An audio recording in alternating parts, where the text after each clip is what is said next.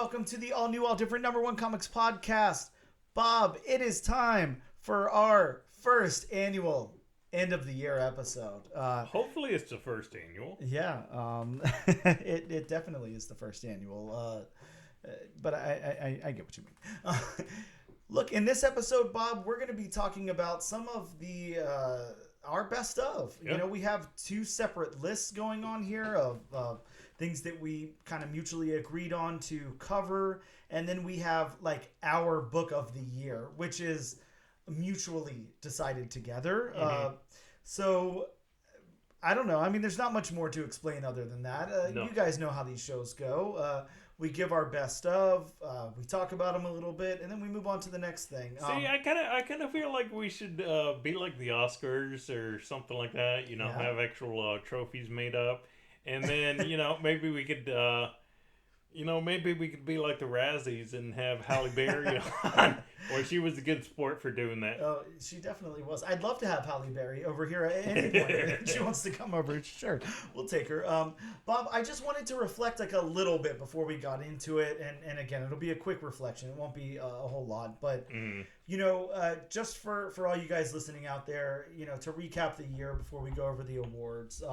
We've done 51 episodes this year of the podcast proper, with some bonus episodes sprinkled throughout.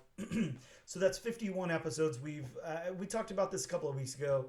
You really have a podcast you can rely on here. We haven't skipped a single week. We've been down in the trenches with you guys every single week, no matter if we were out of town, if we were sick, whatever was going on. If we couldn't meet up together, we still did it somehow. So 51 episodes. We've interviewed some amazing people this year. Yeah. Just in our first year of podcasting, we had Tony Franklin Jr. as our first guest come on from the Crimsters, Crim Sisters, and we've had Tyler Crook, one of my absolute heroes on the podcast from Harrow County, Manor Black and the Lonesome Hunters.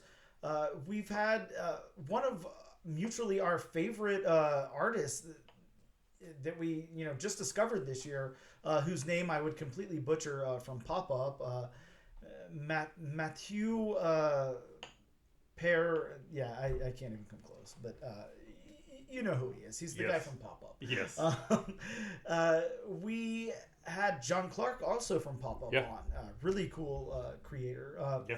We had Steve Fox. Bob, that was one of my favorite interviews of all time. It was our most downloaded episode. That was the World Tree episode. We had Steve Fox on as well.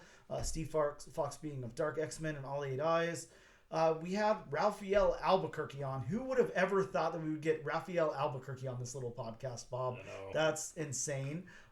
So Lee of Maleficent, amazing artist and writer. We've had Lonnie Nadler and Jenna Cha of The Sickness, one of the coolest books of the year, come on and talk to us.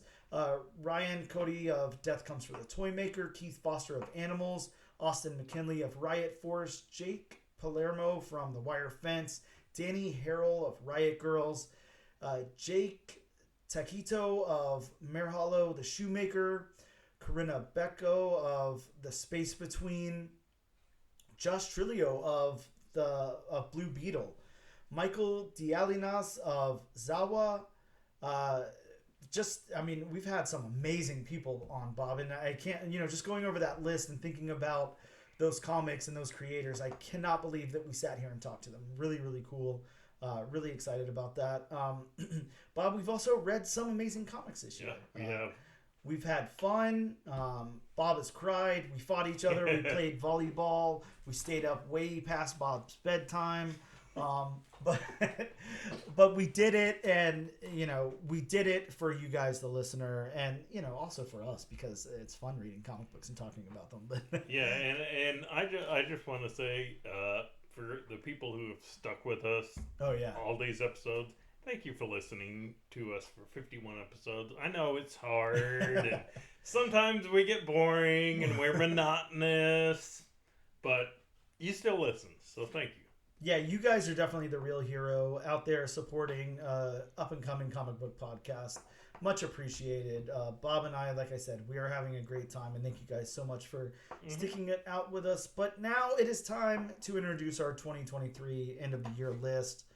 And Bob, as we go over these things, I don't know. I'll just introduce them. We'll let you go first. There you go. Bob, for cover of the year, I'd love to hear what you've got. So my cover of the year is I've got two answers. Mm-hmm. One is just a regular cover A. Okay. And one is a variant cover, which can be B, C, incentive cover. Mm-hmm. Website exclusive, anything like that. Sure. So my cover A, at first I was gonna my cover A, I was gonna choose Danny Ketch Ghost Rider. Yes. Which definitely harkens back to 90s Bill Sienkiewicz style cover. Mm-hmm. I can't remember exactly who did that cover. I don't have it in my notes. But for my cover A, my choice was Lamentation by Man House. Oh man, yeah. Of a great book. Yeah, seeing the small castle, mm-hmm. In the background. And, yes. Just the red on the cover, just the blood dripping from the knife. Oh god.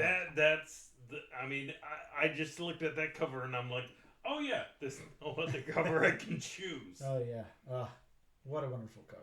And my variant cover is, I know it's going to be one of your favorites because she always is. It's the World Tree #1 Jenny Friesen 1 in 10 incentive cover. Oh my God, Bob! What an amazing cover! Yes. Jenny Friesen, amazing artist. Wow, some intense talent behind the pen on that one. So yeah, I completely second those. Those are some amazing covers. I'll go into mine really quick then. And this was, every one of these was really, really hard to do. And I'm going to go over what was in like my top, what I was choosing from. And then I'm going to go into what my cover was. But, I had to pick from The Last Barbarians #3 by Brian Haberlin, which is, God, such an amazing cover. Scorched #16. That title should bring an image to your head, and yes, that's the cover by Mark Spears. Deadly Neighborhood Spider-Man #5 by Raza. Doctor Strange 1 by Alex Ross, and it was those, and then the winner turned out to be Zawa and the Belly of the Beast #1 by Michael Dialinas. If you guys remember, I can't remember which issue it was. I want to say it was the August cover of Previews #1. Zawa was on the cover of that, and we didn't know anything about the book yet, and it was just on the cover of Previews, and I was like, God, what is this amazing looking cover? What is this? It's so intriguing. The colors pop so hard, and it's just such a nice, pleasant but gritty style of artwork. Just one of the most amazing things I've seen all year. But yeah, mine's gonna go. My regular A cover is gonna go to Zawa and the Belly of the Beast #1. If you don't have a copy of that, grab one. It's so good. For variant covers, there's so many variants that come out every week. So many good variants, so many incentives, all of that. I'm actually gonna go with a Disney 100 cover because a lot of those were really important to me this year. Of course, being on the Amazing Spider-Man title, and this one came out this month, actually, so it's very new. It's the Disney 100 variant cover for Amazing Spider-Man issue 39, and that was the X-Men 1 homage. So with Mickey Cyclops there, just such a wonderful cover. With that. Yeah, again, there's so many amazing variant covers to choose from, but I had to go with that. It's a Disney 100. It's an X-Men 1. It's got everything all in one there. So that's what I chose. Bob, how about your artist of the year? So as far as artists, again, like you said, with these categories, everything is hard. Mm-hmm. Of course, your list is, you had a harder time just because, you pick up more comics than I do. Mm-hmm. Mm-hmm.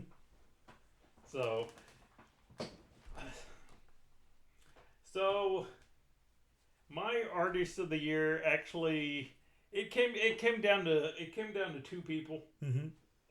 It came down to so for me it came down to two people. It came down to Meredith McLaren, a Black Cloak, of course, and the Black Call. Cloak fame. Yes. Yeah, our first book we covered this year on the podcast. Exactly. Wow. Yeah. Or Jamal Campbell of Superman. Campbell. Yeah, what a wonderful artist. So I think I'm gonna have to give it to Jamal Campbell. Yeah, I can see that. Both very, very talented, amazing talented. artists, unique and everything. But yeah, that's a tough one, Bob. I don't know if I'd be able to pick one out of those two. That's hard. Jamal Campbell was actually the one who got me, started on the whole background kick. Mm-hmm. Oh yeah, some phenomenal backgrounds there. Oh yeah, Jamal Campbell. Oh yeah. Doing God's work on Superman there. Really, really good stuff. Bob, mine was really hard. I'm kind of in the same camp as you. I can't say that I narrowed it down to two because I wanted to make sure when I made this list, I was like, these are, with the exception of one category, let's make sure these are all things we covered on the podcast. And, lots and lots of books come out. So, unfortunately, we don't always get the very, very best thing that came out that week, done on the podcast, just the nature of the way that we pick the books or whatever. But I've got a disclaimer. So I'm going to do a disclaimer here. And it's not a pointed disclaimer because... It's disclaimer time. There you go. It's disclaimer time. Yes. We got a new song. But yes, my disclaimer is not pointed at all because the one that won out is an amazing, amazing artist. But I do have to do this disclaimer just so you guys know. If we would have actually covered the book The Sickness written by Lonnie Nadler and illustrated by Jenna Cha on the podcast, that would have Jenna Cha would have won hands down. Right. She would have been my artist of the year. Mm-hmm. Unfortunately, we only interviewed them and did not cover the book, so I can't legally pick them, pick either one of them for anything based on the rules that we're doing. So he's basically saying, don't cheat, folks. Yeah, we're not cheating here. We're not, we're gonna make sure we do it right. So, hands down, Jenna Cha would have been my choice. Now, my second choice is still a wonderful, wonderful artist, and it's Emma Kubert. So, yeah, Emma Kubert doing Stoneheart. If you guys remember that book that we covered early on in the podcast, that illustration just blew me away. I love that choice. Uh-huh. My only thing is, that's a weird choice. Oh, it's a very weird choice. You could include her in the writer too. Yes, absolutely. Yeah, you're completely right. Something about her artwork in that book just really spoke to me, really stuck with me. And, I might not, I haven't listened to the episode, but I might not have even given it the highest accolades out of anything else that I've given on the podcast. But just going back and really thinking about it and taking the time with it, it was really her art that stood out to me in a way where it was just so unique and it was so well done. And she really just had this whole thing handled, and her vision just really, translated very, very well from her mind onto the page, that I just have to give it to her. Emma Kubert, my artist of the year. Bob, how about your writer of the year? Okay, so my writer of the year came down to 3 people. Wow. And you just named one of them. Okay. So it came down to Cullen Bunn. Yes. Oh God, how can you not include Cullen Bunn? Yes. It came down to Emma Kubert. Yes. And it came down to Kelly Thompson. Oh God, Bob? How do you even choose out of those 3? That was hard. Did you flip a coin? That was really what did you hard. Do? Man, that is hard. But in the end, I gotta give it to Kelly Thompson. Yeah, I can't blame you for that one. I mean, she's done 3 of my favorite books from this year. Mm-hmm. She did Black Cloak. Yep. She did The Call. And she did Birds of Prey. And I mean, that should tell you a lot right there. The Call, oh my God. One of my, again, I couldn't pick it for anything because we didn't properly cover it here, but Wow, that is a book. Birds of Prey. Oh my God, an amazing book. Yeah, I'm with you.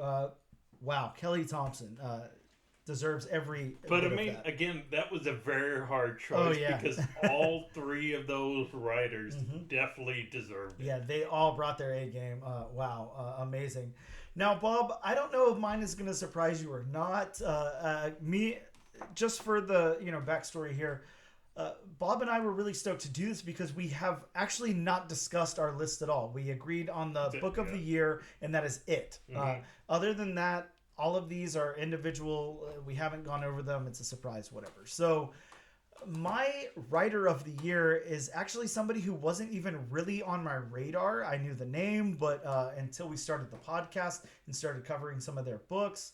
But once we got into covering some of their books, I mean, it was just, I could not think, I mean, I couldn't stretch and say anything bad about this person's writing. It just blows me away how well thought out and constructed their world building is, how amazing their character development is, how they just are able to transport me to worlds I never thought I wanted to be transported to, but once I was there, I was just all in.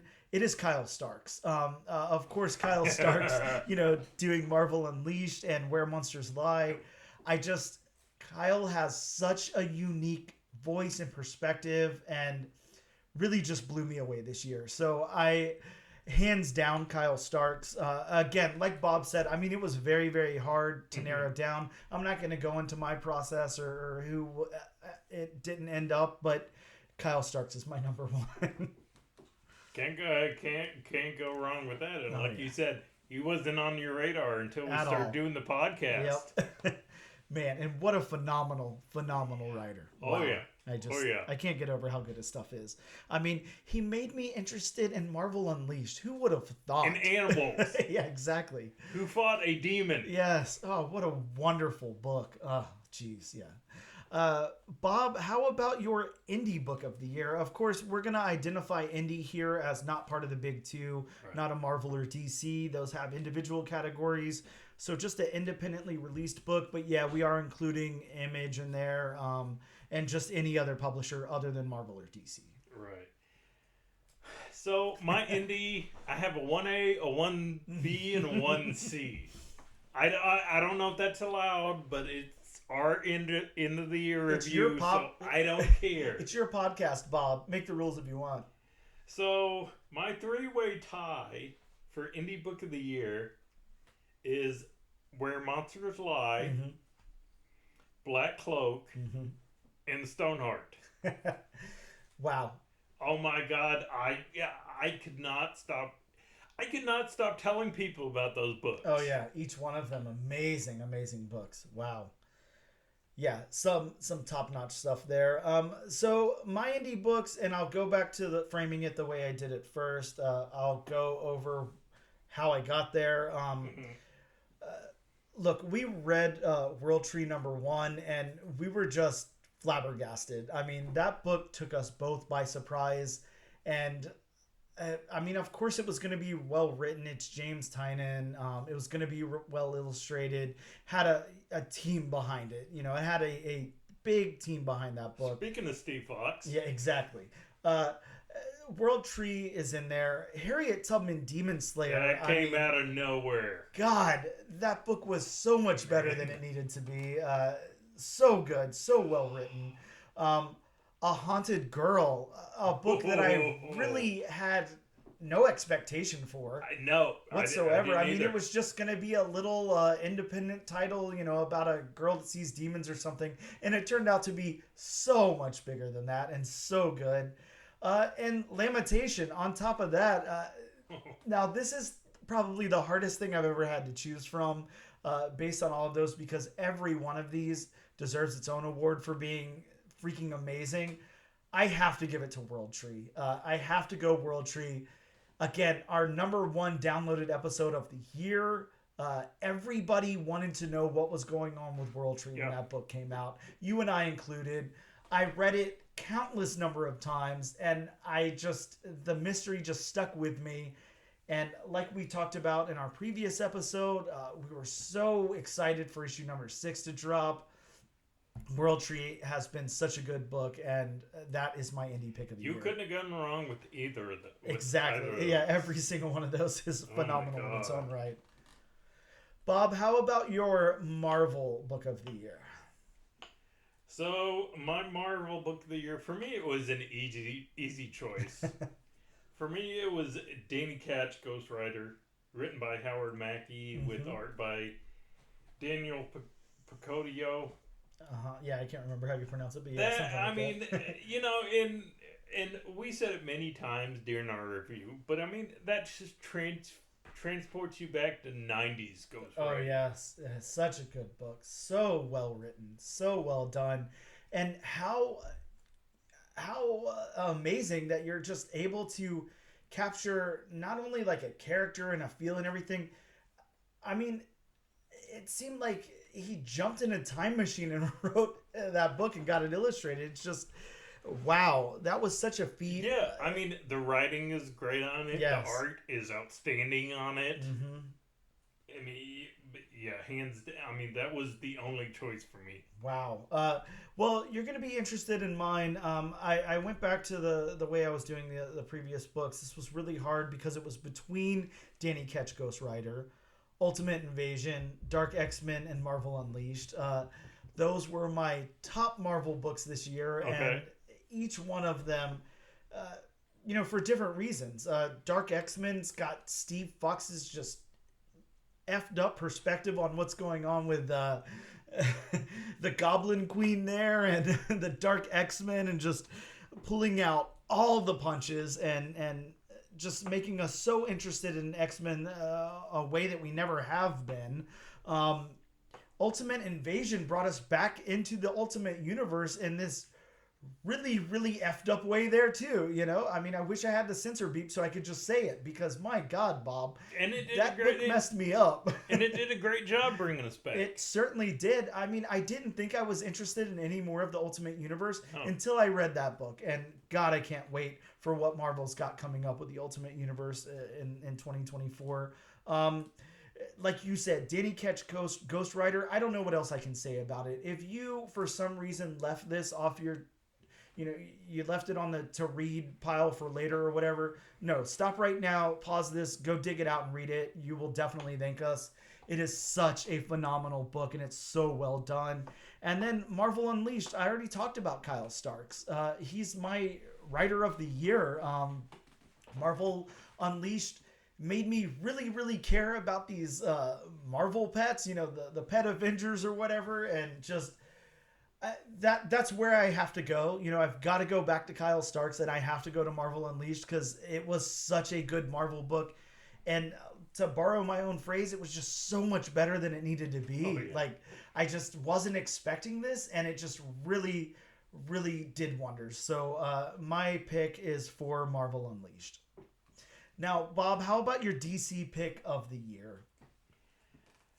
Just like my Marvel choice, my DC pick of the year, when I really thought about it, there was no competition, at least for me. Yes. My DC book of the year was Unstoppable Doom Patrol, written by Dennis Culver, with art by Chris Burnham. I mean, just how, off the wall, the Doom Patrol and its characters are. Yes. I mean, you have a villain where, you can't beat him unless you say the name of his powers he's using. Yep. I mean, that just says it right there. Yeah, that Doom Patrol book is so much fun. It landed so hard.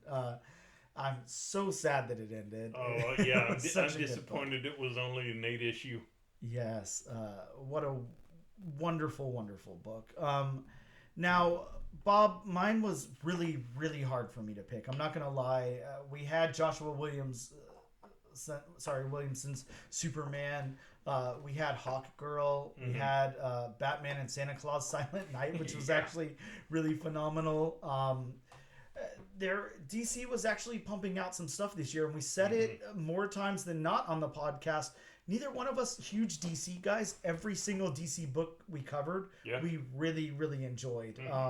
So does that make us DC guys? Maybe. Maybe we were and we didn't know it. But it's just so hard to choose just one, and they were all so good. I think mine, I don't know if it's a hot take or not, but Bob, Hawk Girl gets my vote. It was so good.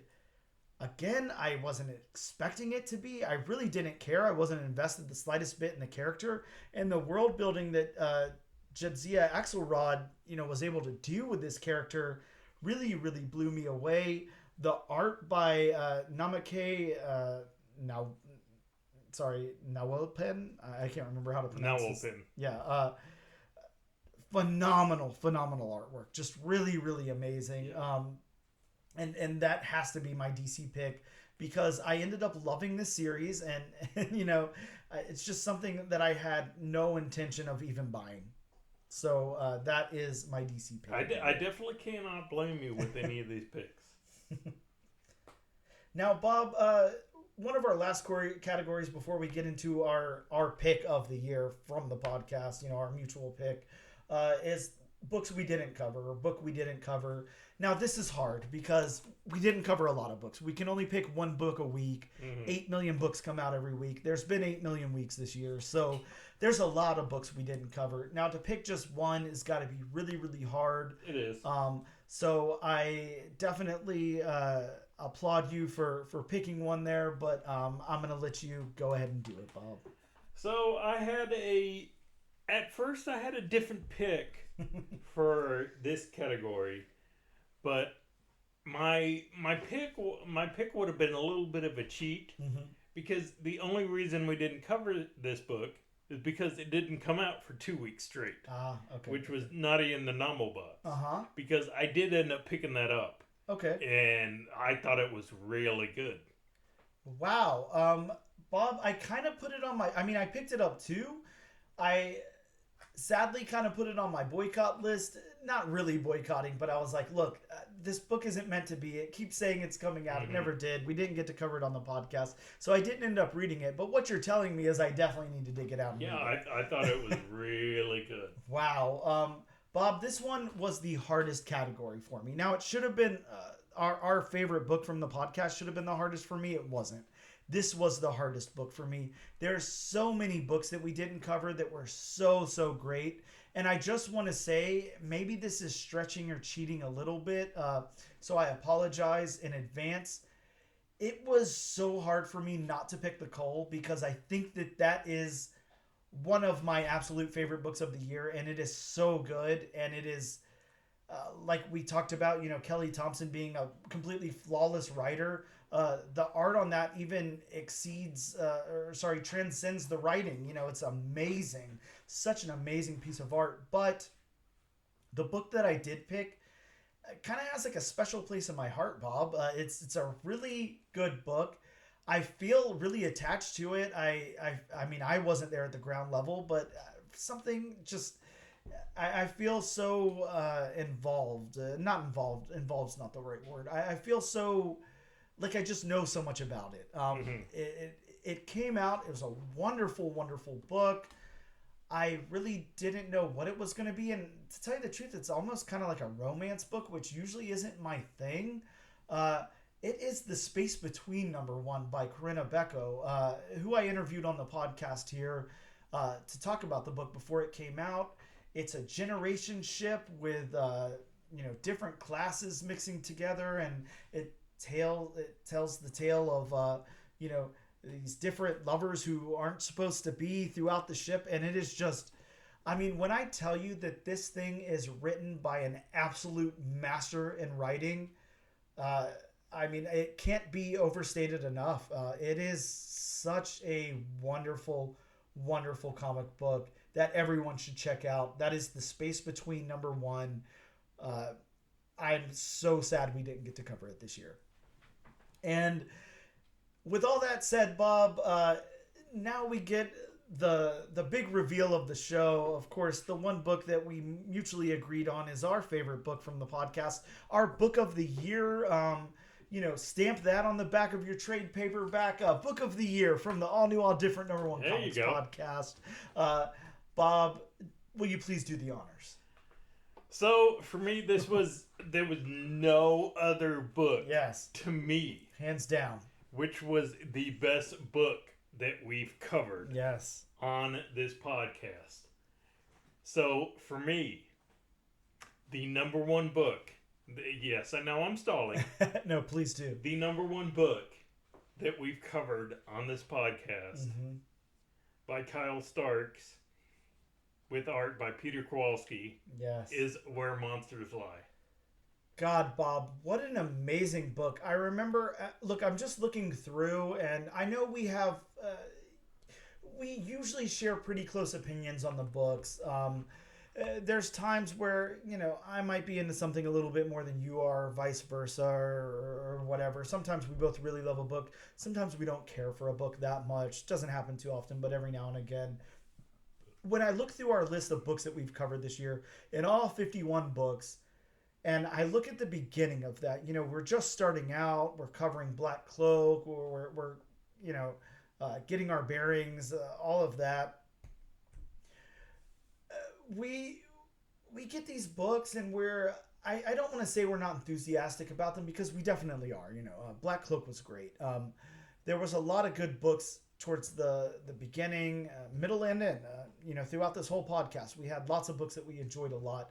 But when I look through, I think whenever you get to the Where Monsters Lie episode, we both just lit up with excitement. Oh, big time. This was just such a mutual, holy shit.